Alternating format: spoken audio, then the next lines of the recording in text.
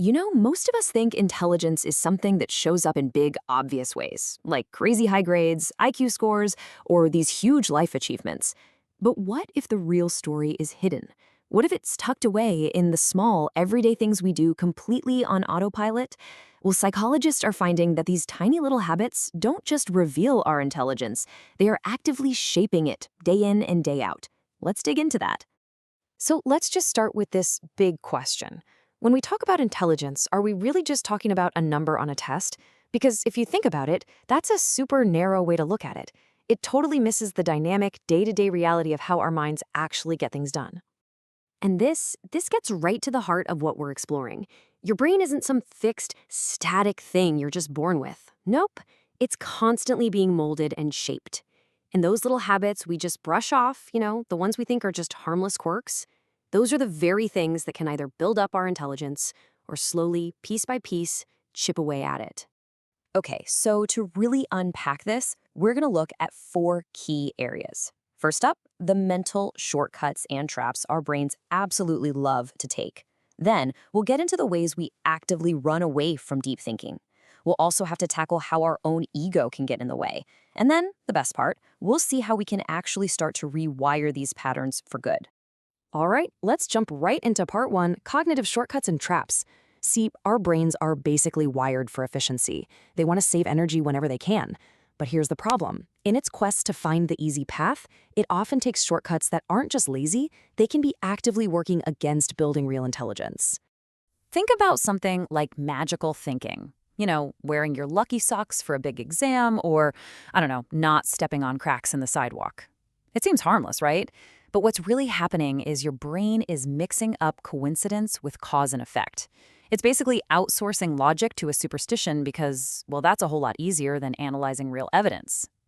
A truly intelligent mind stops and asks, wait, why did that really happen?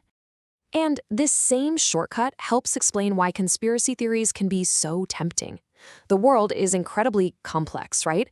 Understanding big, messy problems takes real mental effort. A conspiracy theory, on the other hand, offers a simple, neat, and often dramatic story. And that can feel so much easier to swallow than digging through all the facts and nuance. The intelligent approach involves checking the evidence. The shortcut is just accepting the better story. This one illustrates another classic trap, treating a plan like it's absolute gospel. I mean, if a recipe says to bake for 20 minutes, but the food is clearly still raw, some people might just serve it anyway because that's what the instructions said. That's not discipline. It's a failure to adapt. Real intelligence is about seeing when the plan isn't working in the real world and having the flexibility to change course, not rigidly following instructions right off a cliff. And all of this kind of builds into the trap of herd mentality. I mean, look around. Every single week, there's a new trend, a new viral dance, a new identity to try on. Now, copying others is a basic human instinct to feel safe, but when it becomes constant, it can be a huge sign that you're not really thinking for yourself. An intelligent mind hits pause and asks, hang on, do I actually want this? Does this even feel like me? Mindlessly adopting every new trend isn't self-expression. It's often just a way to avoid self-reflection. And that brings us perfectly to our second section, habits of mental avoidance. These are all the things we do to run away from the quiet, sometimes uncomfortable, work of actual thinking, which ironically is the very work that makes us smarter. Let's start with a huge one, sleep. Bragging about only getting 4 hours of sleep isn't a badge of honor. It's straight up self-sabotage. After just one night of bad rest, your brain functions as if you were drunk.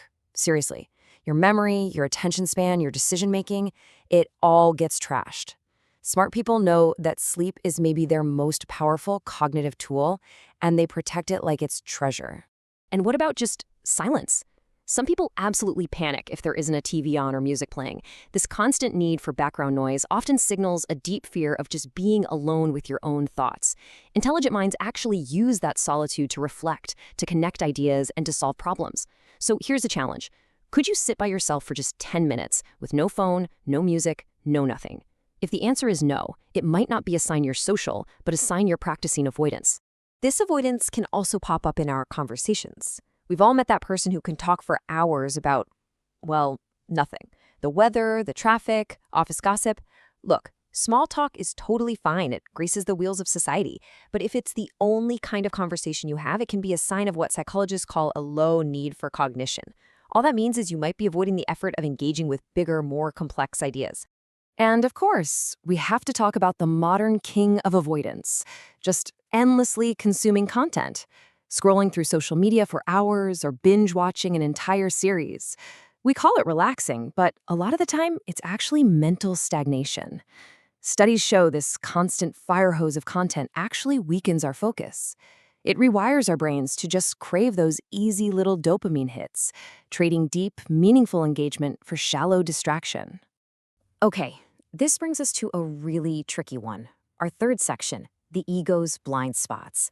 This is all about how our deep-seated desire to look smart and be right can become the single biggest roadblock to actually becoming smarter. Come on, we've all seen this. The person at the meeting or at the dinner party who just dominates the whole conversation. They speak with this absolute certainty on subjects they barely understand. It's a classic case of volume over substance, and it's a huge tell for a very specific cognitive trap. And this phenomenon actually has a name. It's called the Dunning-Kruger effect. It's a cognitive bias where, put simply, the people who know the least are often the most confident that they know the most. True intelligence, on the other hand, isn't afraid of three little words, I don't know. It sees a gap in knowledge as an opportunity to learn, not as some kind of weakness you have to hide. And this ego trap, it's often fueled by really, really poor listening habits. Listening isn't just a passive thing, it's an active mental process. But so often, people aren't really listening at all. They're interrupting, they're nodding along blindly, or my favorite, they're just waiting for a pause so they can jump in and say what they want to say. And when a topic gets too complex, they just tune out, assuming they already know everything worth knowing. This leads right into another huge habit, the way we react to brand new ideas. It's so easy to have that knee-jerk reaction, right? That's dumb, that'll never work. But that's not critical thinking, it's just a mental shortcut. An intelligent mind might end up disagreeing with a new idea, sure, but first it gets curious. It explores it, asks questions, and tries to really understand it. That instant dismissal is just mental laziness. Think about it like a gamer who plays for hours and hours but never gets any better.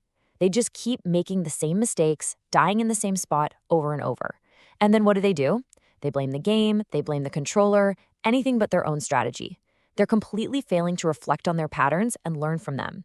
At the end of the day, time spent doesn't equal growth if you're not paying attention. Okay, I know this might all be sounding a little grim, but here's the most important part. We're moving to our final section, rewiring for intelligence. Because these habits are not a life sentence. Your brain is incredibly malleable, and change is 100% possible. I want you to really let this sink in. True intelligence isn't some fixed trait you either have or you don't. It's a process. It is the result of thousands of tiny choices and invisible habits that you practice every single day. These habits are literally building the brain you live with. So this leaves all of us with a really clear choice. We can take the path of what you might call the stuck brain, repeating the same patterns, running from mental effort, and hiding behind our ego. Or we can choose the path of the growing brain, learning from our patterns, embracing the discomfort of real thinking, and staying curious and open to new ideas. So as we wrap this up, the real question isn't about how smart you are right now. It's about which direction you're headed. So take a look back at these habits we've talked about. Be really honest with yourself. Which ones might be holding you back? Because the moment you decide to change even just one of them, you've already started the process of becoming more intelligent.